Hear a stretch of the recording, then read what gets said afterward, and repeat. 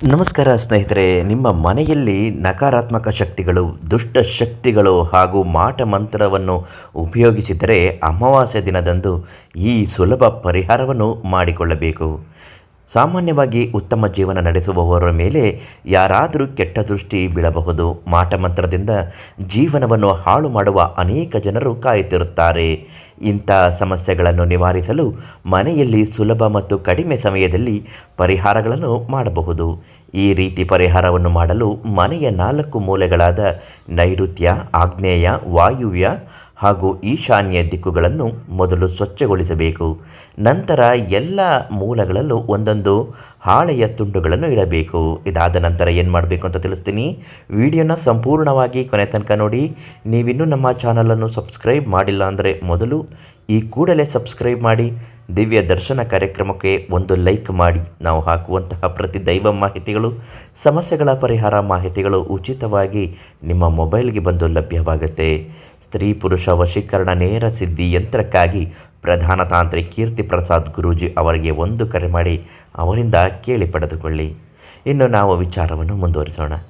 ಎಲ್ಲ ಹಾಳೆಗಳ ಮೇಲೂ ಒಂದೊಂದು ವೀಳ್ಯದ ಎಲೆಗಳನ್ನು ಇಡಬೇಕು. ನಂತರ ಎಲೆಯ ಮೇಲೆ 1 ಅಥವಾ 1.5 ಇಡಿಯಷ್ಟು ಉಪ್ಪನ್ನು ಹಾಕಬೇಕು.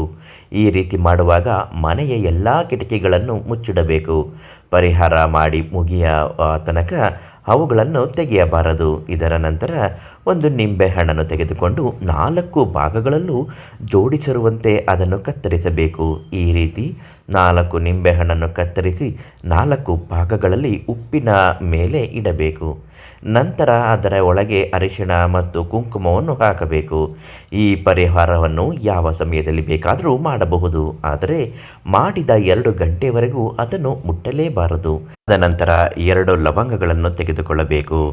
ಇದೇ ರೀತಿ ಲವಂಗವನ್ನು ನಿಂಬೆಹಣ್ಣಿನ ಒಳಗೆ ಹಾಕಬೇಕು. 4 ಮೂಲೆಗಳಲ್ಲೂ ಇದೇ ರೀತಿ ಮಾಡಿ 2 ಗಂಟೆಗಳವರೆಗೆ ಹಾಗೆ ಬಿಡಬೇಕು. 2 ಗಂಟೆಗಳ ನಂತರ 4 ಮೂಲೆಯಲ್ಲೂ ಹಾಳೆಗಳನ್ನು ಒಂದು ಚೀಲದಲ್ಲಿ ಸಂಗ್ರಹಿಸಬೇಕು. ನಂತರ 4 ಹಾಳೆಗಳನ್ನು ಹರಿಯುವ ನೀರಿನಲ್ಲಿ ಬಿಡಬೇಕು ಅಥವಾ ಯಾರೂ ತುಳಿಯದ ಜಾಗದಲ್ಲಿ ಅದನ್ನು ಹಾಕಬೇಕು. ಒಂದು ವೇಳೆ ಆ ನಿಂಬೆಹಣ್ಣನ್ನು ಯಾರಾದರೂ ತುಳಿದರೆ ದುಷ್ಟ ಶಕ್ತಿಗಳು ಅವರನ್ನು ನೋಯಿಸುವ ಸಾಧ್ಯತೆಗಳಿರುತ್ತೆ. ನಿಂಬೆಹಣ್ಣನ್ನು ಎಸೆದ ನಂತರ ಮನೆಗೆ ಬಂದು ಕೈಕಾಲುಗಳನ್ನು ತೊಳೆದು ಸ್ವಚ್ಛವಾಗಿ ಸ್ನಾನ ಮಾಡಿ, ಸ್ನಾನ ಮಾಡುವಾಗ ಸ್ವಲ್ಪ ಅರಿಶಿಣ ಮತ್ತು ಕಲ್ಲುಪ್ಪನ್ನು ಬಳಸಿ ಸ್ನಾನ ಮಾಡಬೇಕು. ಧರಿಸಿದ ಬಟ್ಟೆಯನ್ನು ಉಪ್ಪು ಬಳಸಿ ನೆನೆಸಬೇಕು ಮತ್ತು ಸ್ವಚ್ಛವಾಗಿ ತೊಳೆಯಬೇಕು. ಈ ರೀತಿಯಾಗಿ ಕ್ರಮಗಳನ್ನು ಮಾಡುವಾಗ ಇಂತಹ ತಪ್ಪುಗಳನ್ನು ಮಾಡಬಾರದು. ಅಂದರೆ ಧರಿಸಿದ ಬಟ್ಟೆಯನ್ನು ತೊಳೆಯದೇ ಇರುವುದು ಋಣಾತ್ಮಕ ಶಕ್ತಿಯನ್ನು ಮತ್ತೆ ಹೆಚ್ಚಾಗುವ ಸಾಧ್ಯತೆಯಾಗುತ್ತದೆ. ಯಾರಾದರೂ ದೃಷ್ಟಿ ನಿಮ್ಮ ಮನೆ ಮೇಲಿದ್ದರೆ ಖಂಡಿತವಾಗಿಯೂ ಆ ಮನೆ ಏಳಿಗೆ ಎನ್ನುವುದು ಆಗುವುದಿಲ್ಲ. ಹೀಗಾಗಿ ಪ್ರತಿ ಅಮಾವಾಸ್ಯೆ ದಿನದಂದು ಇಂತಹ ಪರಿಹಾರ ಕ್ರಮಗಳನ್ನು ಮಾಡಬೇಕು. ಇದರಿಂದಾಗಿ ನಿಮ್ಮದೇ ಜೀವನವನ್ನು ನಡೆಸಬಹುದು. ಕುಟುಂಬದಲ್ಲಿ ಉಂಟಾಗುವ ಚಿಕ್ಕ ಪುಟ್ಟ ಸಮಸ್ಯೆಗಳಿಂದ ದೂರವಿರಬಹುದು. ಈ ರೀತಿ ಮಾಡುವುದರಿಂದ ಮನೆಯಲ್ಲಿ ಯಾವುದೇ ದುಷ್ಟಶಕ್ತಿಗಳು ತಮ್ಮ ನಿಯಂತ್ರಣವನ್ನು ಸಾಧಿಸಲು ಆಗುವುದಿಲ್ಲ ಮತ್ತು ಅವುಗಳ ಪರಿಣಾಮ ಕುಟುಂಬದ ಮೇಲೆ ಬೀರುವುದಿಲ್ಲ. ಹೀಗೆ ಇಂತಹ ಸುಲಭ ಉಪಾಯಗಳಿಂದ ನಮ್ಮ ಕುಟುಂಬವನ್ನು ರಕ್ಷಿಸಬಹುದು ಹಾಗೂ ಸುಖಕರ ಜೀವನವನ್ನು ನಡೆಸಬಹುದು.